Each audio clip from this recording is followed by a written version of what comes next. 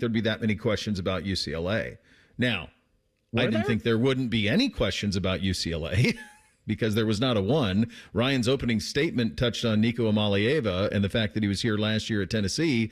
That's it. That's the list. And if that doesn't tell you where we're at with not only this team, but with this league, I don't know what does. That is a game week press conference on campus. Not a single question was asked about this week's opponent.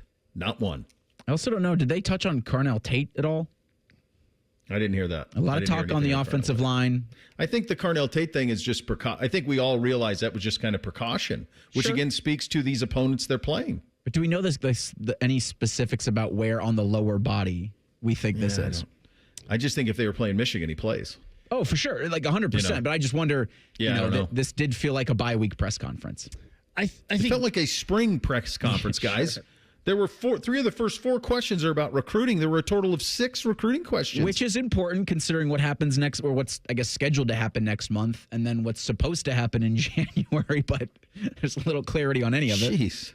I think all the guys would have played, right? And bad on us. Nobody talked about Tywone Malone not playing. I didn't even realize Tywone Malone didn't play last week. And Ryan Day says they held him out as precautionary reason. Honestly, there really wasn't a question about Purdue either. There might have been a question about certain players and what they did in the Purdue game, but really no questions about last week's game either, which is fascinating. All the recruiting questions. I'm sure I missed one or two. I've got us at 20 questions in that press conference.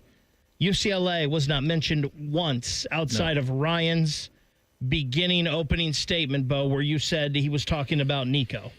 That's it. Yeah, I mean, it felt like a bye-week press conference. It felt like spring to me. It felt like Ryan's available in spring. Let's get some recruiting stuff in. I know there's a signing day coming in December. I get it. And I understand why asking those questions. They're asking them because it's more interesting than talking about the opponent. I mean, this is a binary business, guys. Are you interesting or not? Is what you're talking about interesting or not?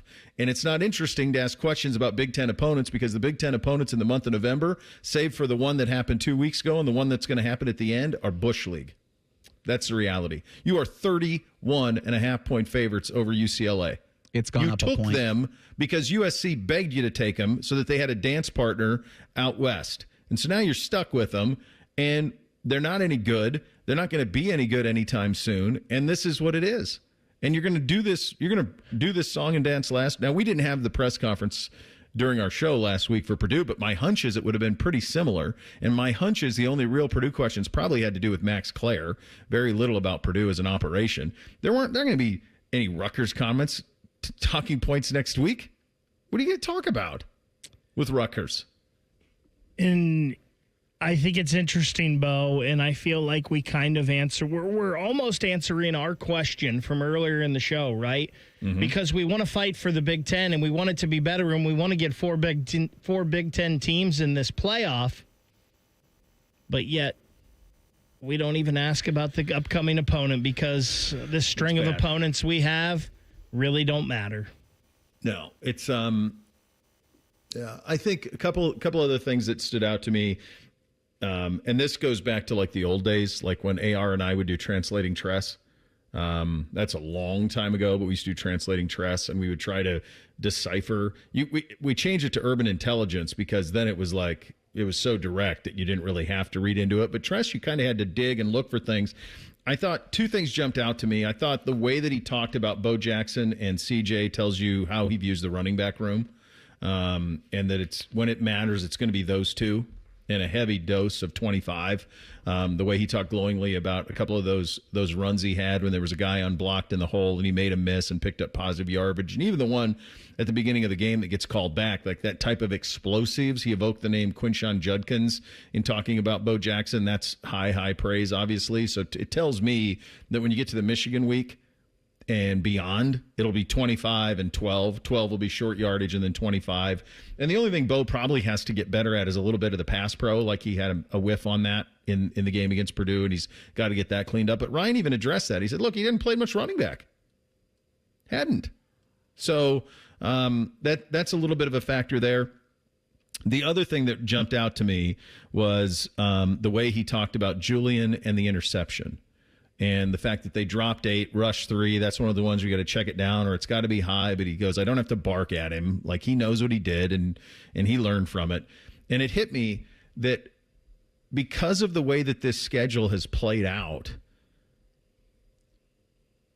I think I know what Julian Sayin is and how great he is, and that if he doesn't win the Heisman this year, he's probably going to win it next year.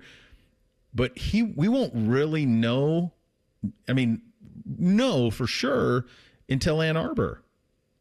It's such a weird thing. Like, his first test was massive against one of the best defenses in the country at home against Texas, and he played brilliantly. He outplayed the Heisman favorite in that game. Outplayed him. He was great at Washington. He's great every single week. But because of the way that the schedule is played out, he hasn't really had like fourth quarter adversity, third quarter adversity since week 1. And really, then he didn't have adversity. Like, he played nearly perfect. So how does it feel how does he respond if he throws a red zone interception in the third quarter of the game? What's that response? And unfortunately for him and us and Ryan and everybody, we won't know it until, and God forbid it doesn't happen, but until something like that happens, whether it's in the Michigan game or in the Indiana game. That's kind of when you're going to have an idea of how he responds to it, because unfortunately the schedule just didn't provide it. Some moments I think were provided, like a 3rd and 5 where he converts with his legs, dancing around 2 Penn State defenders. So you think maybe that can copy and paste on the field at the Big House, but it's just a whole different animal. Everything about November 29th going to be something he's never faced before in his life. I mean, so many of these guys have an idea kind of what this is going to mean on the 29th, but just having played such little football in the collegiate level, like you talk about Bo Jackson, Arvell Reese, I mean, nobody has any idea. Bo, I love that. I like that you talked about the translating tress, and we've talked about this before with Ryan. He usually doesn't volunteer stuff unless we're going to see it. I thought it was interesting, a couple of things he said, how they're truly ramping up for the end of this thing. They upped the champion grade. It's no longer 80 if you want to be a champion the rest of the way. It's good. It's 83% to be a champion. Nice. He also talked about adding things in and putting guys in positions to succeed. And some of the stuff that you saw last week, I'm not so sure. When you said that the Noah Roberts handoff, you're not going to do that in the Michigan game, I'm not so sure we're not going to see that. He also mentioned the Lincoln package. I'm guessing we might see that moving forward here in games that matter. And the other thing he talked about, and you touched on this a little bit, he talked about Bo Jackson in those short yard situations. I wonder if we'll see more of 25 down on the goal line rather than 12. Yeah, I think you'll see, my hunch is that you're going to see 25 and 12 primarily.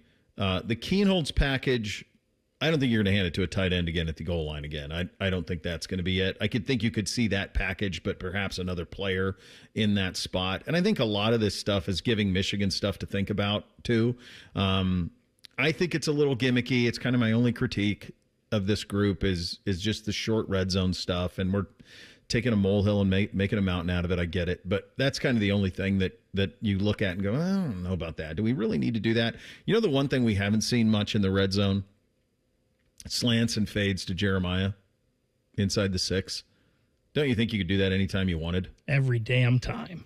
This is the most accurate quarterback we've ever seen here. He's the most accurate quarterback in college football. You telling me he can't get a snap and throw it to a spot in the air that only 4 can get it? And who on the planet, I ask you, could defend Jeremiah Smith on a high point ball? Who on the planet? Forget college football.